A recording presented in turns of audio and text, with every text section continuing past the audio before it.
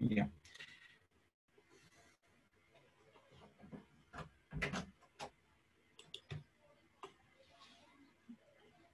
¿Miran la presentación ya? Sí. Yeah, ok.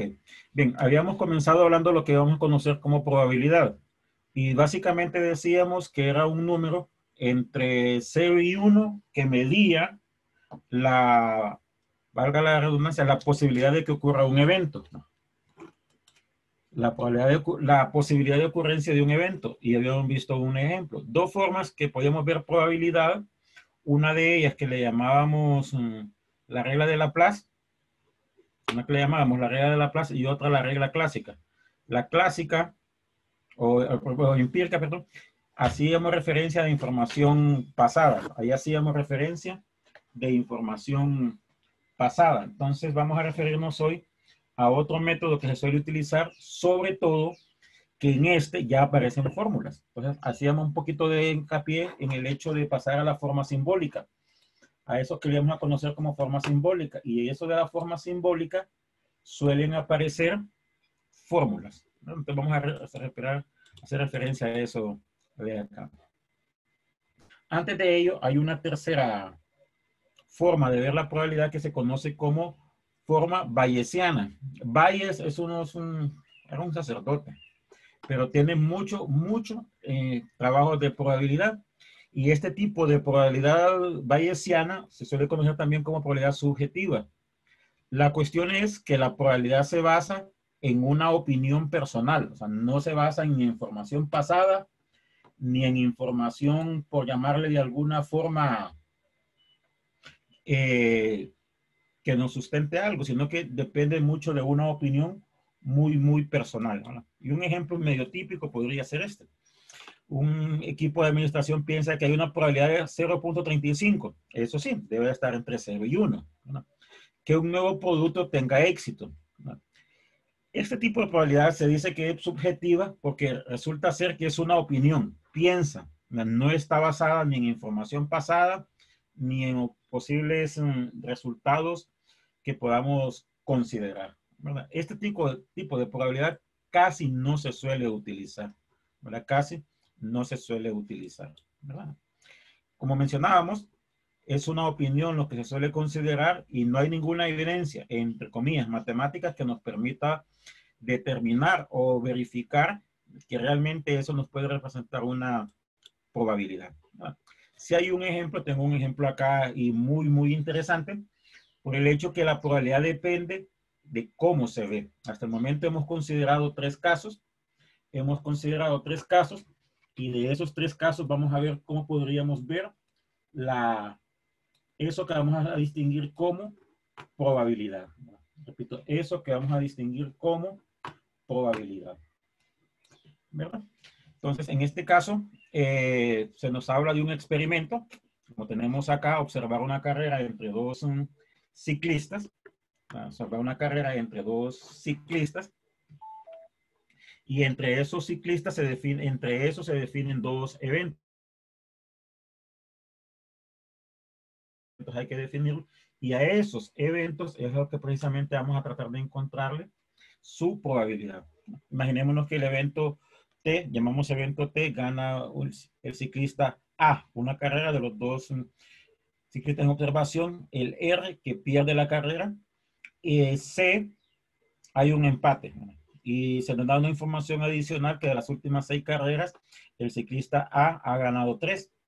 Entonces nos piden la probabilidad de ocurrencia de T. Y como tenemos escrito acá, según el enfoque, como lo hayamos considerado. El enfoque clásico, ese enfoque clásico, el de la regla de Laplace, la probabilidad sería 1/3. ¿Por qué 1/3? Porque tenemos 3 eventos. Tenemos 3 posibles resultados. Tenemos 3 posibles resultados. Que gane, que empate o que pierda. Entonces la probabilidad de que gane es 1 entre 3. No sé si estamos de acuerdo. La probabilidad de que gane sería 1 entre 3. No sé si lo distinguimos. Hablábamos de aquello que distinguíamos como probabilidad. Clásica regla de Laplace, donde tomábamos en cuenta los resultados favorables. El resultado favorable en este caso es de que gane. Como hay 3 posibles resultados nada más, pues esa sería la consideración a tener. El en enfoque clásico. En el de frecuencia relativa, recordamos, en frecuencia relativa considerábamos información pasada, ¿verdad? Información pasada. De esa información pasada, lo que nos dice acá, se sabe que de las últimas 6 carreras, el ciclista A, que es lo que queremos, ha ganado 3. Entonces la probabilidad sería 3 sobre 6. De 6 carreras pasadas, ganó 3. Entonces la probabilidad sería 0.5. Es información, repito, pasada. Entonces ese tipo de información es la que consideramos para la probabilidad. Notemos que son valores diferentes. Entonces hay que ver bajo qué enfoque se está considerando eso que vamos a conocer como probabilidad. Y hay un último caso, el caso este pues de la subjetiva o bayesiana, donde se tiene lo siguiente. Se sabe que el ciclista A es un atleta bien entrenado y el ciclista B no. Entonces uno sobreentendería que el que está bien entrenado, si el otro no lo está, pues precisamente es el que gane. Entonces es casi seguro que gane. Y si estamos hablando de que seguro que gane, su probabilidad sería 1. ¿No? Este es un ejemplo muy ilustrativo que nos da a entender que la probabilidad depende bajo qué enfoque se suele considerar. Como vamos a trabajar nosotros, vamos a hacerlo con un enfoque un poquitito diferente, un cuarto enfoque, que es el que precisamente nos va a interesar. Ese enfoque se suele conocer como la probabilidad axiomática. En matemáticas hay muchos términos que se utilizan, como definición, axioma, teoremas, cosas por el estilo. Y la idea de eso de axiomáticos son cosas que se asumen ciertas, y esas cosas que se asumen ciertas nos van a permitir construir toda la teoría a partir de ellas, ¿no? Y en el caso de estadística y de probabilidad, sobre todo de probabilidad que estamos considerando acá, son ciertas fórmulas que se asumen ciertas, y todo se puede construir a partir de esas fórmulas iniciales, ¿verdad? A partir de esas fórmulas iniciales, ¿verdad? Entonces vamos a hablar precisamente de esas fórmulas, ¿verdad? Como antes, al menos similar a lo anterior, hablábamos de probabilidad de un evento, le llamamos la probabilidad de un evento y lo representábamos con la letra P. P como probabilidad y entre paréntesis al evento al cual le encontrábamos la probabilidad, ¿verdad? El evento al cual, perdón, le encontramos la probabilidad, ¿verdad? En este caso de esta teoría axiomática, la probabilidad se define como una función, así como en matemáticas nos enseñaban y es igual a una función en X. Aquí se dice que la probabilidad es una función. La probabilidad, repito, es una función. Y esa función, valga la redundancia, es la que vamos a conocer como probabilidad. Es como que tuviésemos acá f de x, muy utilizado allá para representar funciones en 110. Acá es una función, nada más que la función le llamamos p. Los axiomas son ciertas fórmulas que se asumen ciertas. Y en el caso de probabilidad de esto, de Kolmogorov, los axiomas resultan ser los siguientes. 1, no es negativa. No es negativa. En otras palabras, la probabilidad puede ser 0, incluye la igualdad, o positiva. No es, repito, negativa, ¿verdad? Esa es la primera de las axiomas, de esos primeros axiomas que vamos a considerar, ¿verdad? No negatividad. Otro de los axiomas es este de acá, la normalización. Si recordamos, hablábamos de un espacio muestral. Ese espacio muestral decíamos que lo vamos a representar con la letra S. Para ese espacio muestral lo vamos a representar con la letra S. Ese espacio muestral tiene una condición. Su probabilidad resulta ser 1. ¿Verdad? Su probabilidad resulta ser 1.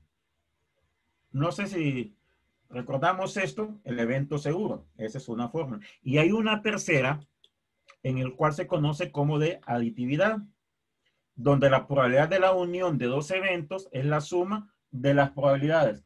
Esto siempre y cuando, repito, esto siempre y cuando se cumple el hecho que la intersección sea vacío.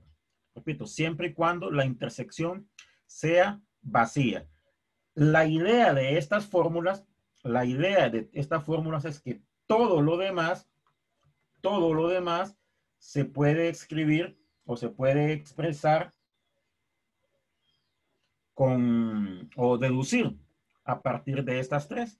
Y a partir de estas fórmulas se encuentran otras adicionales tomando como base esto de acá. La primera de estas fórmulas, que la intersección de vacío es igual a 0. La probabilidad de vacío es igual a 0. La probabilidad, repito, de vacío es igual a 0. Lo que está en verde se supone que es lo que queríamos demostrar. Y acá hay una sugerencia y es el hecho de considerar que la intersección de vacío con el espacio muestral es igual a 0. Algo más o menos así, ¿verdad? Estas son propiedades que vimos allá cuando considerábamos los eventos complementarios, vacíos, todo aquello en eventos. Hay una propiedad que todo conjunto unido con vacío es igual a conjunto, al mismo conjunto, ¿verdad? Y aquí, permítanme buscarlo para poder ir anotando algo. Y aquí utilizar lo siguiente, ¿verdad? La probabilidad de la unión es la suma de las probabilidades. La probabilidad de la unión es la suma de las probabilidades. Esto porque la intersección de los dos es vacío. Básicamente hacer uso de la tercera propiedad, donde A es el espacio muestral S, a lo que tengo encerrado, B es el conjunto vacío. Como la intersección es vacío, entonces lo que estamos considerando acá es que la suma de las probabilidades, la unión, su probabilidad resulta ser la suma de las probabilidades. No sé si estamos de acuerdo.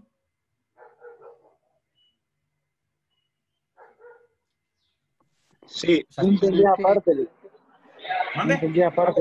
no entendía aparte la probabilidad ahí del vacío. Miren, como mencionaba antes, la idea es que todas las fórmulas que vamos a utilizar más adelante se pueden sacar o demostrar a partir de estas tres. Eso que tenemos ahí como no negatividad, normalización, aditividad. Entonces, hay aquí, bueno, en una presentación, algunas demostraciones, bueno, porque la idea es cómo ver de dónde sale la fórmula a partir de esto. Entonces,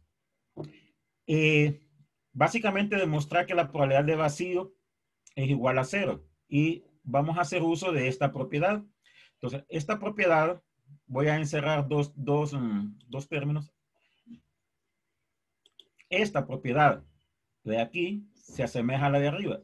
Perdón, dormí la que... Estas propiedades se asemejan. Estas propiedades se asemejan. Considerando que A es vacío, no sé si lo logran ver con el color ese que sombría, que A es vacío y en vez de B tenemos el espacio muestral. Hay una propiedad que la intersección de vacío con el espacio muestral es vacío. Entonces, hacemos uso de esto. ¿Verdad? Ok. Como se cumple, voy a tratar de encerrar algo acá, permítanme. Como se cumple esto de aquí,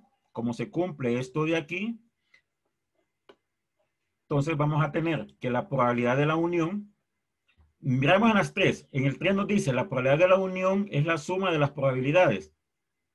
Entonces acá tendríamos la probabilidad de la unión es la suma de la probabilidad de S más la probabilidad del primero. Esto porque su intersección es vacía. No sé si estamos de acuerdo ahora. Sí, Ali, ya. Y aquí hay algo. Entonces, usar otra condición. Miren. PDS, olvidémonos de lo que está sombreado ahorita. PDS sería igual a 1, la propiedad 2. Entonces, todo esto de acá sería igual, lo voy a agregar aquí porque si no lo había colocado, todo eso de acá sería igual a 1. No sé si estamos de acuerdo, porque de la propiedad 2, P de S es igual a 1. ¿Sí? Sí.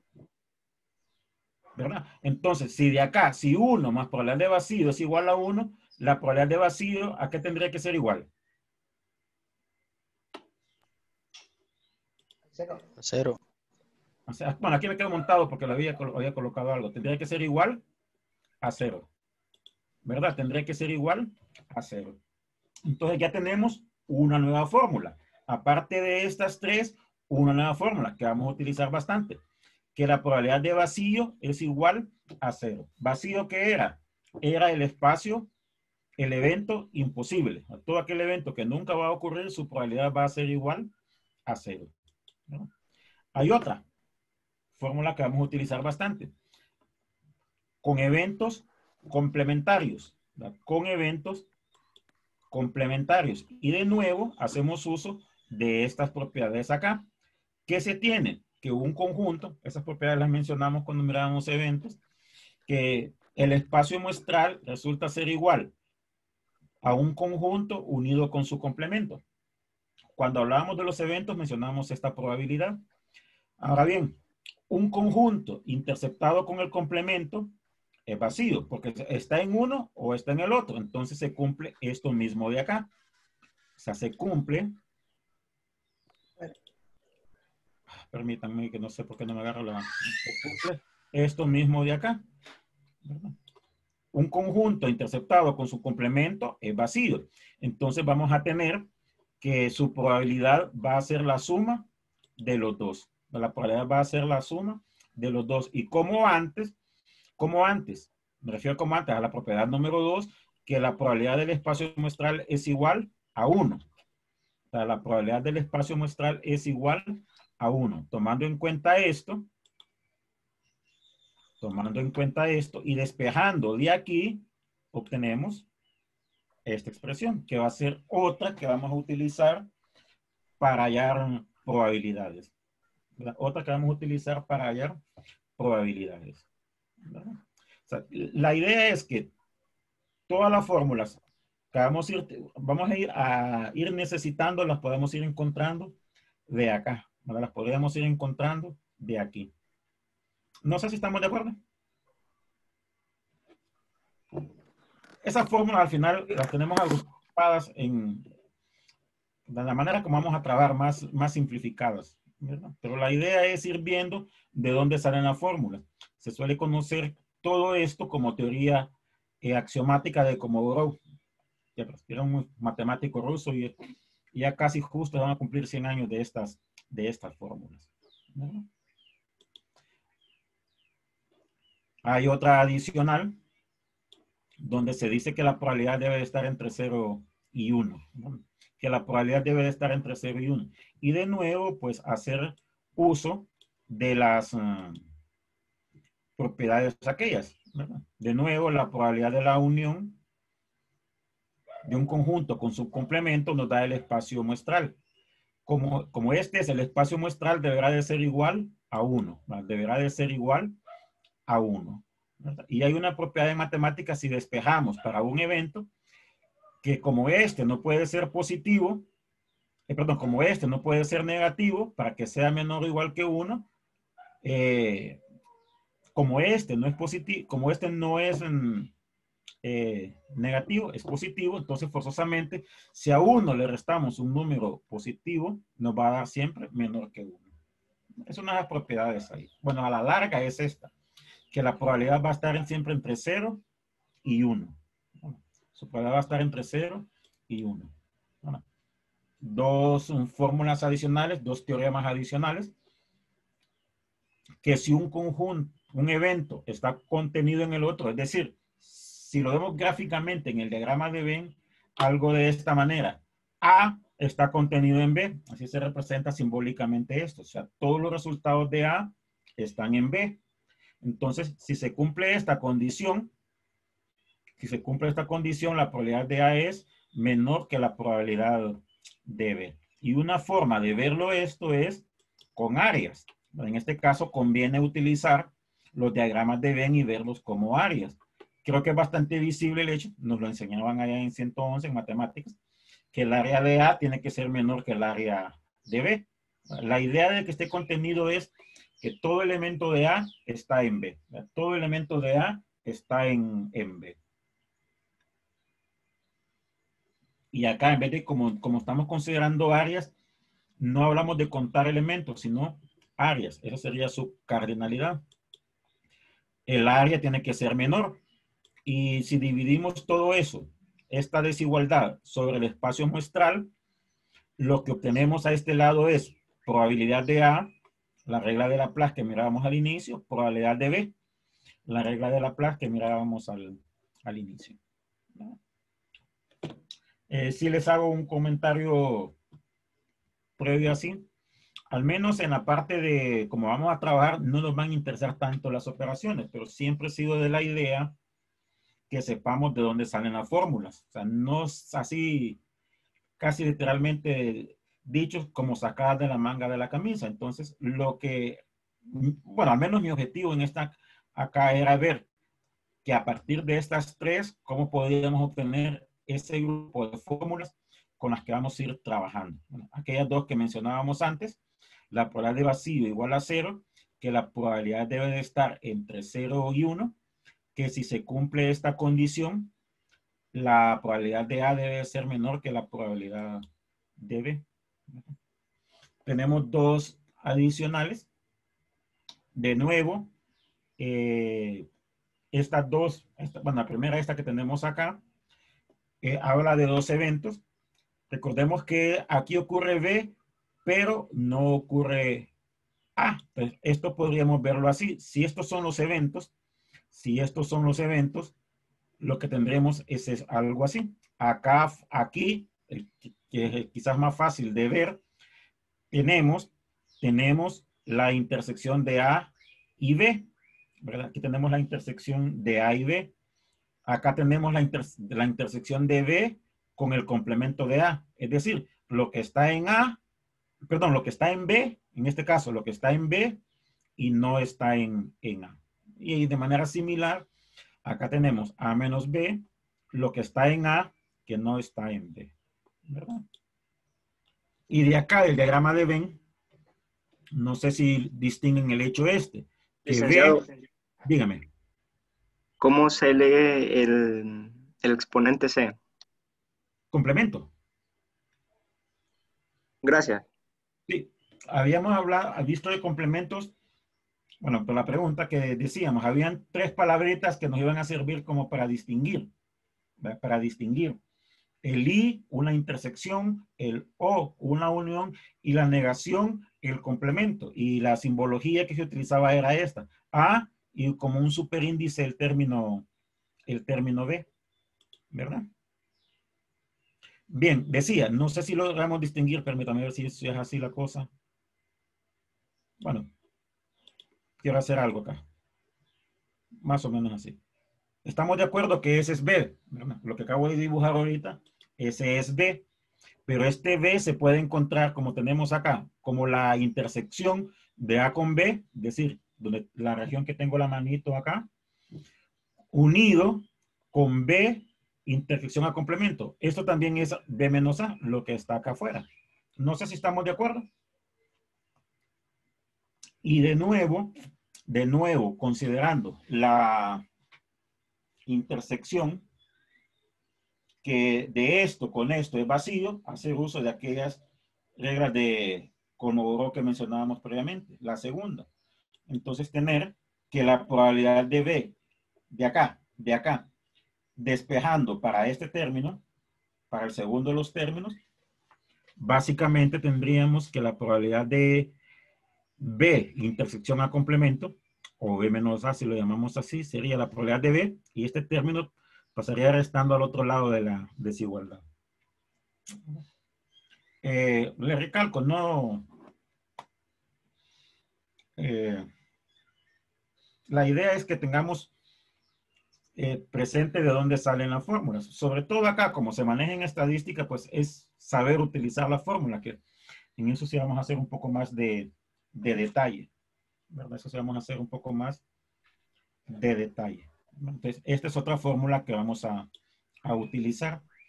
Y una tercera, una última, valga la redundancia, que esta sí vamos a utilizar bastante, que se conoce como regla de la suma. Y esta es una generalización de la probabilidad de la unión, ¿verdad? Que se suele decir que es la probabilidad del primero más la probabilidad del segundo menos la probabilidad de la intersección, ¿verdad? Y la idea es esto. Acá tenemos A, acá tenemos B intersección a complemento. Y sustituir este B intersección a complemento, lo que está como un medio amarillo el color, sustituirlo acá. Sustituirlo acá. Y posteriormente despejar, ¿verdad? La unión es la probabilidad de A, lo que mirábamos acá, la probabilidad de A más la probabilidad de B intersección a complemento. Y sustituyendo donde tengo el cursor, la mano en este caso, por lo encontrado previamente aquí, nos queda esto, ¿verdad? Queda esto, ¿verdad? Sé que quizás sea medio complicado tratar de explicarlo así, pero es una idea de cómo se obtienen las fórmulas, ¿verdad? Recordemos algo, para intentar la probabilidad, que los eventos son mutuamente excluyentes si no ocurren al mismo tiempo. O sea, si ocurre uno, no ocurre el otro, ¿verdad? Eventos excluyentes podrían ser algo así. El género de una persona, o se es femenino, o se es masculino. No se puede ser los dos al mismo tiempo, en teoría. Si se lanza una moneda, obtenemos cara o obtenemos escudo. No se puede obtener los dos resultados al mismo tiempo. Se dice que El audio. Cambio de aceite gratis. Si lo Voy a tocar el compras audio, aquí. digo. Y Anticentro Chepe. Compré una coca nata ahí. Una olla y Anticentro Chepe. Compré una coca nata, compra ahí. Como a usted le gusta. Coca en lata. Rapidito. Porque en lata, porque si te la vas a tomar, porque no de las otras. Nata, quiero. En el micrófono. sí, ya lo apagué. Sí. Bien, decía que el hecho de ser excluyentes era si ocurre uno, no ocurría el otro. En teoría, o sea femenino o es masculino, hablando del género de una persona. Si lanzamos una moneda, o nos sale cara o nos sale escudo. Son excluyentes porque si sale uno, no puede salir el otro. De los ejemplos más típicos en matemáticas, en estadística sobre todo, el extraer cosas de alguna urna. E imaginémonos que en esa urna tenemos bolas de color rojo, negro y verde, y se extrae una. Se extrae una. O sea, puede que sea roja, puede que sea negra, puede que sea verde, pero no pueden ser de dos colores. Entonces, estos eventos son excluyentes, ¿no? Estos eventos resultan ser, o se dice que son excluyentes. Y finalmente, se tiene algo. La probabilidad de que dos de ellos ocurran es cero, porque es imposible que los dos eventos sucedan al mismo tiempo. O sea, es imposible, al menos esta parte en teoría, que se sea femenino y masculino al mismo tiempo. Que si lanzamos una moneda, salgan los dos al mismo tiempo. Como es imposible, se dice que es un evento, valga la redundancia, imposible. Y la probabilidad es cero. El evento imposible es el que vamos a representar como vacío y su probabilidad resulta ser cero. Y finalmente, el último término que vamos a necesitar es el que vamos a conocer como colectivamente exhaustivos. Como colectivamente exhaustivos. Acá se habla de varios eventos cuando al menos uno de ellos debe de ocurrir, ¿verdad? Al menos uno de ellos debe de ocurrir. Y se tiene el hecho que la suma de estos tipos de eventos debe de ser 1. Este es un ejemplo típico, salió en examen algunos días, en los periodos pasados. Habla de 4 candidatos que están buscando una vacante y dan ciertas condiciones ahí. A tiene el doble de posibilidad de B de ser electo o elegido. A y C tienen las mismas posibilidades. C tiene el doble de B de ser electo. Entonces nos piden cuál es la probabilidad de que se gane. Este es un problema típico. En ese problema típico, que como había mencionado en una clase anterior, está como en forma verbal, hay que trasladarlo a forma simbólica. En la forma simbólica es algo más o menos así. Si leemos de nuevo, A tiene el doble de posibilidad de B de ser elegido. Es esto. Si A consideramos la probabilidad, probabilidad mide la posibilidad de que ocurra el evento. Que gane A sería el doble de que gane B. Probabilidad. Nos dice posteriormente, A y C tienen la misma posibilidad de ser electos. A y C tienen las mismas posibilidades. Y C tiene el doble de posibilidad de ser electo. Esto de acá. Y nos están pidiendo la probabilidad de que se gane. Acá hay 4 términos desconocidos. Los 4 términos desconocidos son probabilidad de A, probabilidad de B, probabilidad de C y probabilidad de D. La idea en el ejemplo es que hay unas elecciones y hay 4 candidatos. Un candidato A, un candidato B, un candidato C y un candidato D. Obviamente, si hay las elecciones, uno tiene que ganar, ¿verdad? Alguno tiene que ganar. En esto de mutuamente exclusivos, se incluye indirectamente también el hecho de ser excluyentes. En el siguiente sentido. Si gana A, no gana ninguno de los restantes. Si gana B, no gana ninguno de los restantes. Y así sucesivamente. Pero aparte de ser excluyentes, son exhaustivos, porque uno de estos tiene que ganar. Uno de estos tiene que ganar. Y acá hay una probabilidad adicional, una condición adicional, que si alguno de ellos tiene que ganar, la probabilidad debe de ser 1. Lo que mencionábamos aquí, que la probabilidad en eventos exhaustivos, su suma deberá de ser igual a 1. La suma deberá de ser igual a 1. Y entonces habrá que resolver este como un sistema de ecuaciones. Y resolviendo como un sistema de ecuaciones, se obtiene que la probabilidad de C resulta ser 1/3. La probabilidad de C resulta ser 1/3. ¿Verdad? Bien. Como mencionaba, quizá la primera parte así de ver de dónde salen las fórmulas se vea medio complicado. A la larga, lo que nos va a interesar es cómo encontrar probabilidades, ¿verdad? Entonces, de las mencionadas anteriormente, sobre todo que involucran operaciones, tenemos estas dos, que la probabilidad de la unión es la suma de la probabilidad del primero más la del segundo menos la intersección de ambos. Y en el caso de complementarios, que la probabilidad de un evento complementario es 1 menos la probabilidad del evento. ¿Verdad? Menos la probabilidad, repito, del evento. Okay. Unos ejemplos sencillos, si son sencillos, pero que espero que sean suficientemente entendibles. Consideremos inicialmente algo así.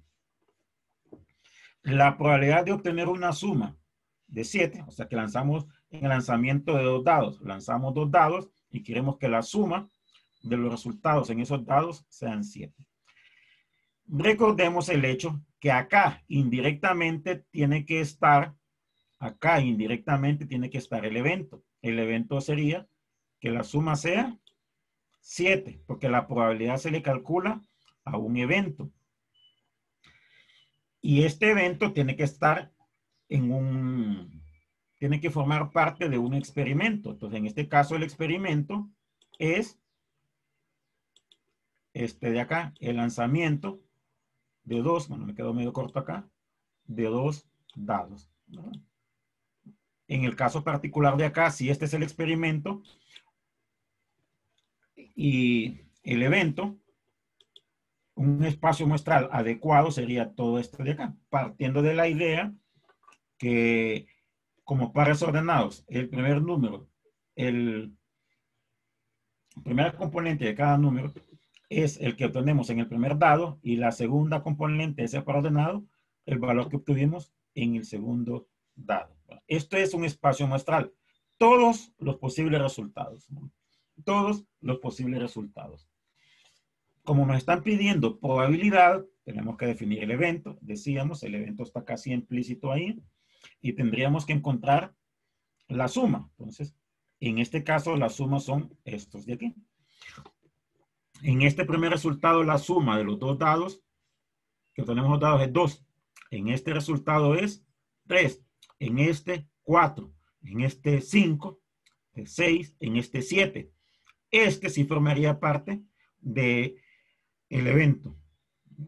Y así con cada uno de ellos tenemos que considerar cuáles forman parte del evento. Que la suma de los dados sea 7. En este caso, lo que está en rojo. La probabilidad sería entonces 6 casos posibles, son 6 casos posibles, los que están en rojo sobre el total. Resultan ser 36 datos, todos aquellos que forman parte del espacio muestral. Entonces, esta sería la probabilidad, que como hemos mencionado antes, podemos expresarla como fracción, como decimal, y sobre todo cuando se va a dar una interpretación de esta manera. No sé si estamos de acuerdo. Sí.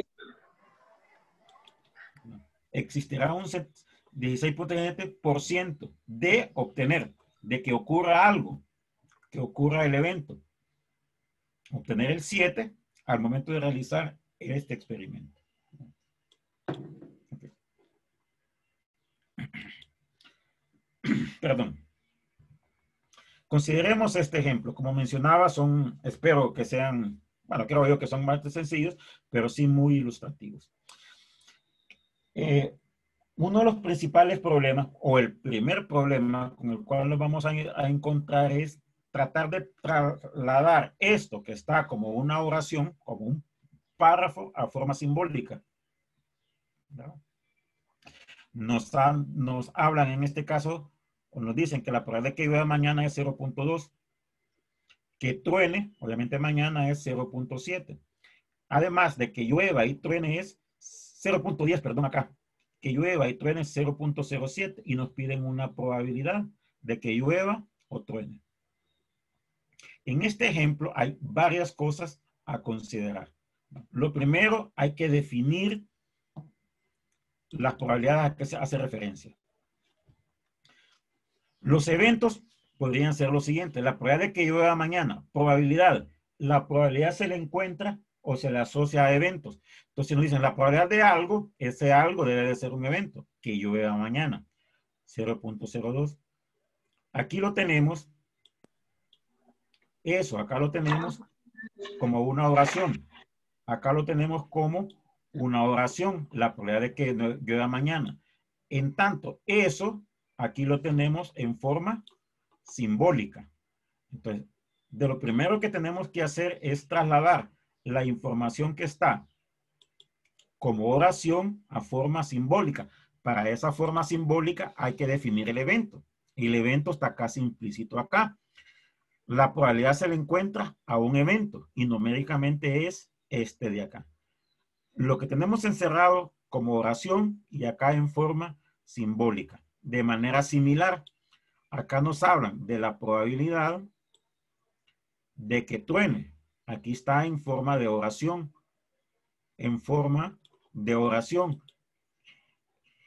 Indirectamente, aquí ya se nos define el evento o se nos da un evento que truene. Bueno, obviamente hace referencia a mañana si seguimos la línea de la oración. De que truene. Probabilidad de que truene. Este sería el evento. La probabilidad se le encuentra un evento. Estoy comprando cerveza todavía. Ya iban 2 y van otras 12. Me si querés buscar el trabajo ahora mismo. ¿Alguien Me dijo que no trabajadora y quería. Ok. ¿Estamos de acuerdo con lo mencionado?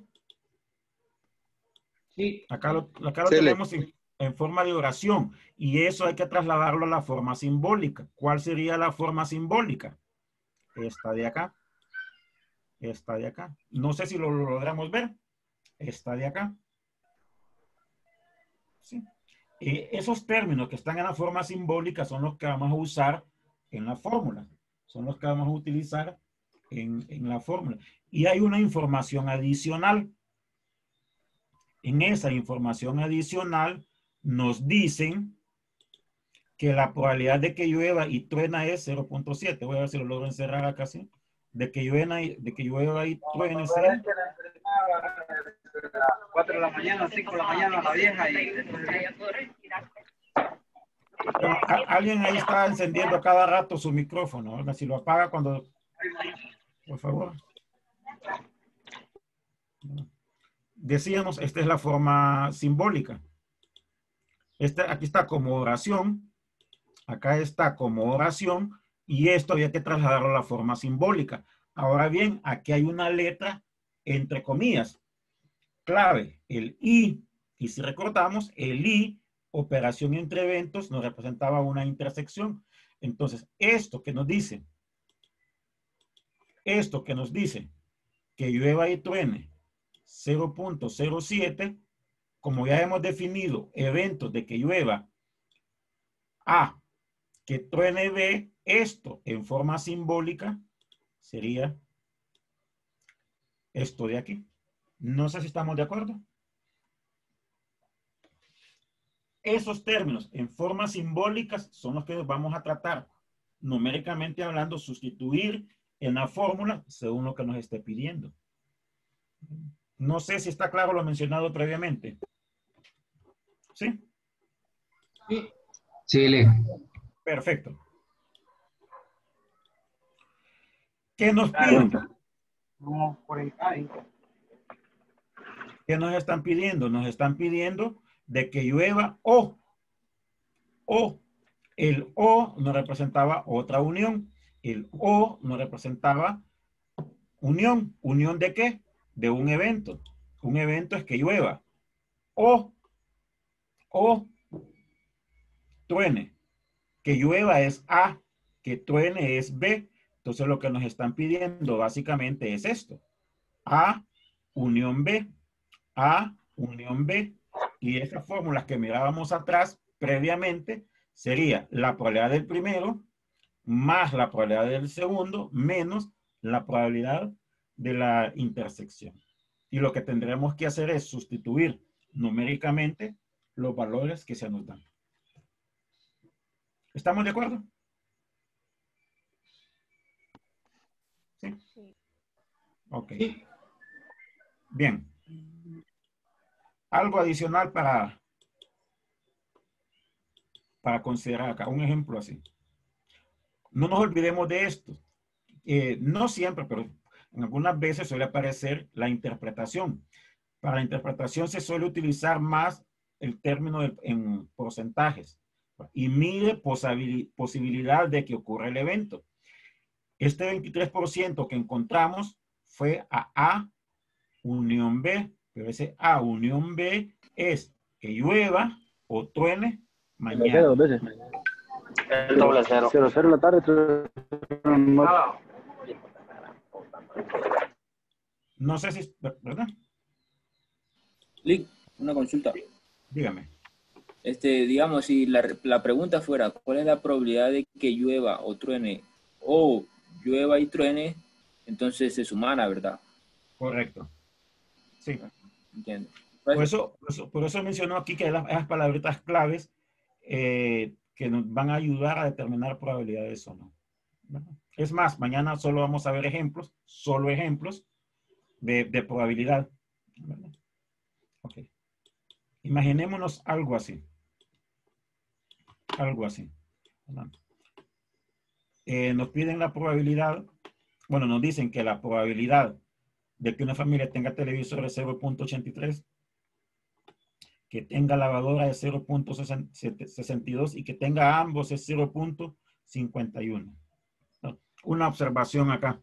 Aquí aparecen 2 puntos, pero se supone, en este sí lo coloqué, que como es una oración debe haber un punto final. Entonces es 0.51 y este es el punto de acá es del número y este es punto final de la oración. Y hay ciertas probabilidades. ¿Cuál es la probabilidad de que una familia no tenga lavadora? El no, ¿qué indica? complemento. Entonces, sí, correcto. Si nos dicen que no tenga lavadora y llamamos L, por llamarle de alguna forma, al evento de que tenga lavadora, acá nos están pidiendo el complemento. El no indica complemento. Y una fórmula, voy a retroceder un poquito, que mirábamos para el complemento, es esta de acá. 1 menos la probabilidad del evento. Si es que tenga lavadora, esto de que no tenga lavadora sería 1 menos la probabilidad de que tenga lavadora. Entonces, en el ejemplo en cuestión, sería así. No sé si estamos de acuerdo.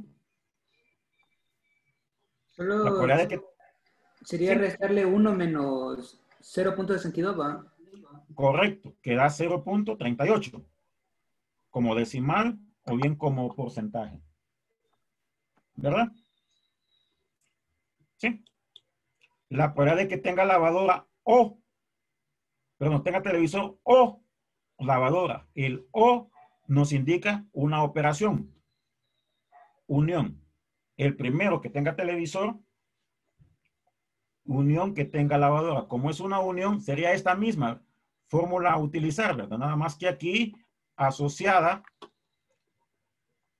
permítanme, ando buscando esta misma fórmula, nada más que en vez de A, perdón, me están guindando el mouse acá. Esta misma fórmula, nada más que sería, como tenemos un O aquí, hay una unión, que tenga televisor, que ese sea A, para asociarlo con esto, y que tenga elevadora. Como es una O, una unión, sería el primero más el segundo menos la intersección. ¿Cuánto sería en este caso? Bueno, que tenga televisor 0.83. Primero, más que tenga lavadora. Y este que dice y tenga ambos, el ambos, ¿qué implica? Que tiene lavadora y tiene televisor. Entonces, este de acá es la intersección. No sé si lo ven, si estamos de acuerdo.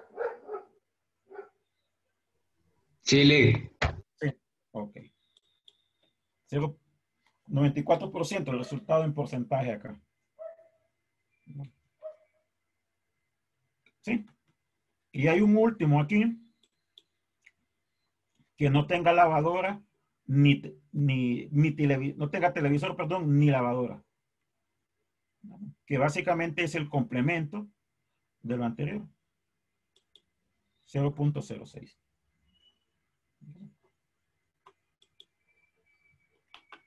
No sé si estamos de acuerdo.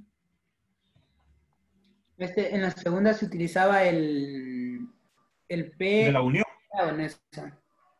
Sí, porque como dice un O, es una... discúlpeme que le he interrumpido. Sí, pero el de la unión, porque como acá aparece un O, sería el de la unión.